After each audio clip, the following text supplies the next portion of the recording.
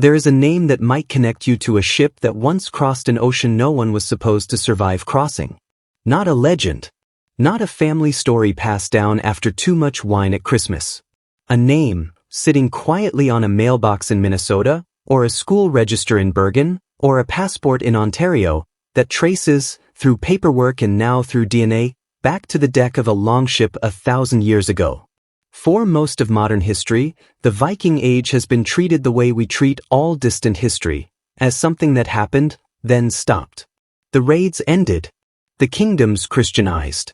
The old gods retreated into museum placards and heavy metal album covers.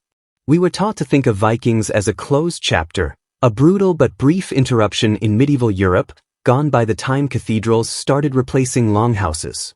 But bloodlines do not close chapters.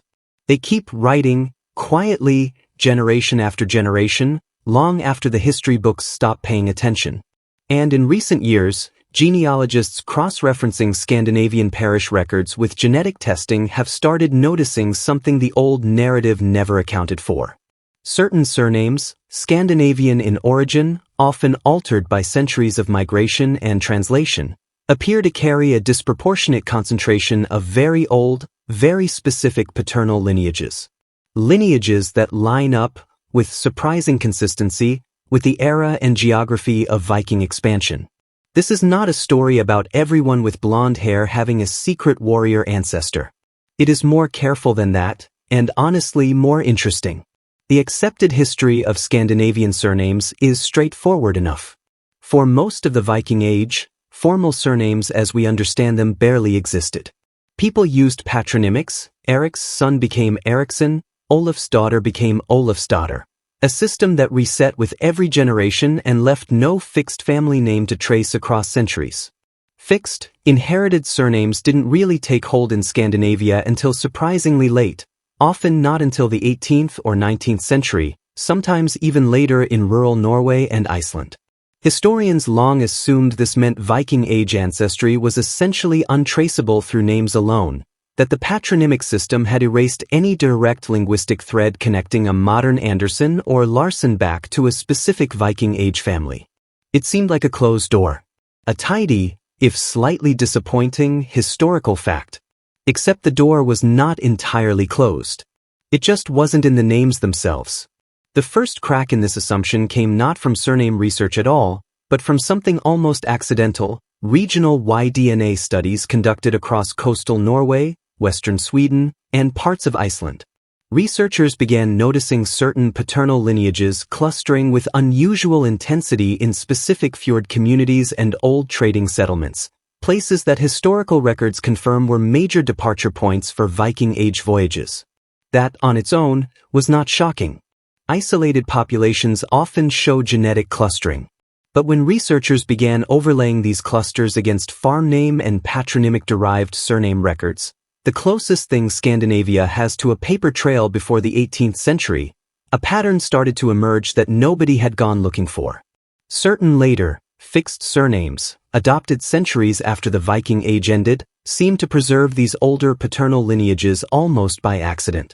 Families that eventually settled on a surname, often based on the farm they occupied, had, without knowing it, locked in a genetic signature that stretched back far further than the surname itself. This is where DNA had to enter the story properly, because oral tradition and parish records alone could not settle the question. Y chromosome DNA, passed from father to son with only slow mutation over centuries, became the primary tool. Because it changes so little, it can reveal whether unrelated-looking families today actually share a distant common paternal ancestor, sometimes reaching back well over 1,000 years. Researchers combine this with autosomal DNA, which captures broader ancestral mixing across all lines of a family tree, and, where possible, with ancient DNA extracted from Viking Age burial sites in Denmark, Norway, Sweden, and even Viking-founded settlements in the British Isles and Normandy. What they were essentially doing was comparing the genetic signature of the living to the genetic signature of the dead, testing whether the fjords had truly gone silent, or whether their voices simply changed language. If you're the kind of person who finds it strange that a name on a birth certificate can hold traces of a voyage 1,000 years old, you might enjoy where this goes. Consider subscribing, because there is a lot more hidden in ordinary surnames than most people assume. The DNA did not simply confirm a clean, expected story. Instead, it complicated things in a way that made the picture larger, not smaller. Ancient Viking Age genomes, when compared to modern Scandinavian populations, revealed something researchers had not fully anticipated. The Viking world itself was not genetically uniform.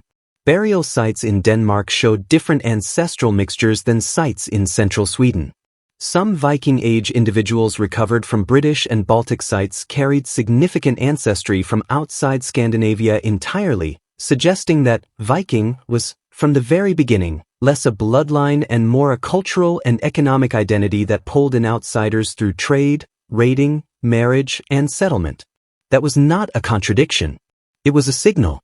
The Viking world had never been a sealed genetic pool to begin with, and that fact makes tracing a modern descendant back to it more complicated, not less meaningful. Several explanatory frameworks compete to make sense of how these lineages survived into the present. The first is direct, unbroken.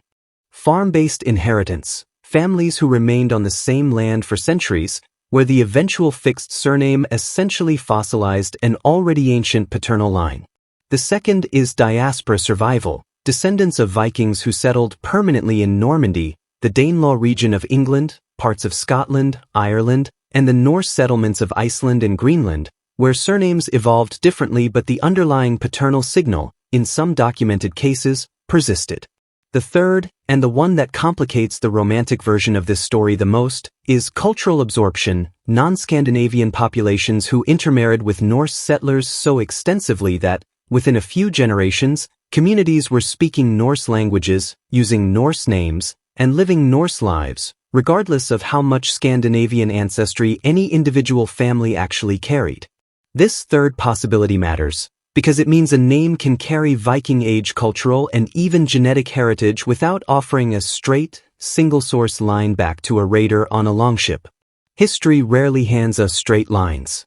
The landmark evidence reshaping this field came from a large-scale ancient genome study of Viking Age skeletal remains published in the journal Nature in 2020, which sequenced individuals from Viking Age sites across Scandinavia, the British Isles, Greenland, and the Baltic.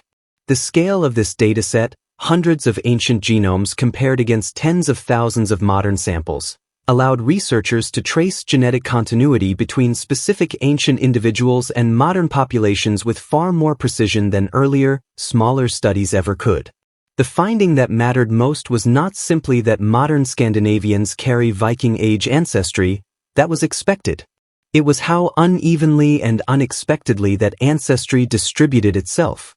Some ancient Viking Age burials, particularly on Orkney and in parts of Scotland, contained individuals who were genetically indistinguishable from local British populations despite being buried with full Norse weaponry and ritual, meaning some of history's most visibly Viking burials may not represent Scandinavian bloodlines at all, but Norse cultural identity adopted by outsiders. Here's the twist. Researchers expected Viking ancestry to concentrate most heavily among people carrying obviously Old Norse surnames in Scandinavia itself. What the data increasingly suggests instead is that some of the strongest, most continuous Viking Age paternal lineages appear not in mainland Scandinavia, where centuries of internal migration diluted the signal, but in isolated diaspora communities, parts of the Scottish Isles, remote regions of Iceland, and pockets of northern England, where descendants carried English, Scottish, or anglicized surnames that give no obvious hint of Norse origin at all. Not the names researchers expected. Not even the regions researchers expected. The genome was not simply confirming who already looked Viking on paper. It was quietly revealing Viking ancestry hiding inside names that had, over centuries, lost every visible trace of where they came from. This matters far beyond 15 interesting surnames.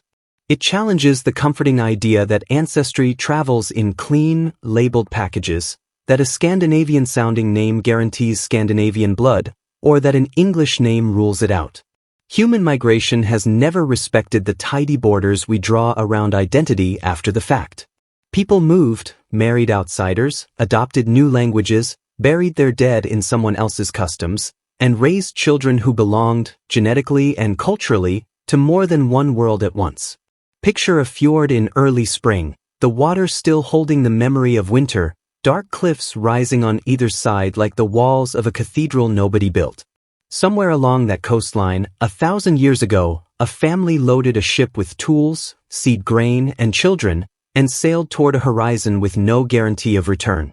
Some of those families reached Iceland. Some reached the coasts of Scotland and Ireland. Some settled into river valleys in Normandy and within 2 generations were speaking French and calling themselves something else entirely. The ship is gone. The language often changed. But somewhere in the quiet arithmetic of inherited din, a fragment of that departure persists, not as a legend, but as a measurable, if imperfect, echo. That is the real discovery hiding inside this research. Not that a specific surname guarantees a warrior ancestor, but that the boundary we imagine between Viking and everyone else was never as solid as the sagas made it sound. The raiders, traders, and settlers of the Viking Age didn't disappear into history. They dispersed into it, into Scottish crofts, Norman villages, Icelandic farms, and eventually into ordinary families across the English-speaking world who have no idea their name once meant something different, in a language most of them have never heard spoken.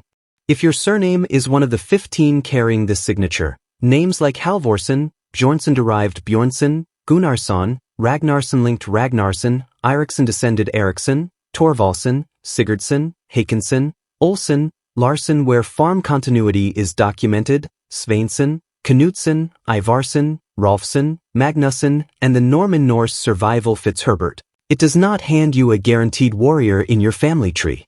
But it does mean your name once moved through a world of longships and open water, of settlements built on land no one else had claimed yet, and of an era that lasted barely 3 centuries but left genetic fingerprints scattered across 4 modern continents.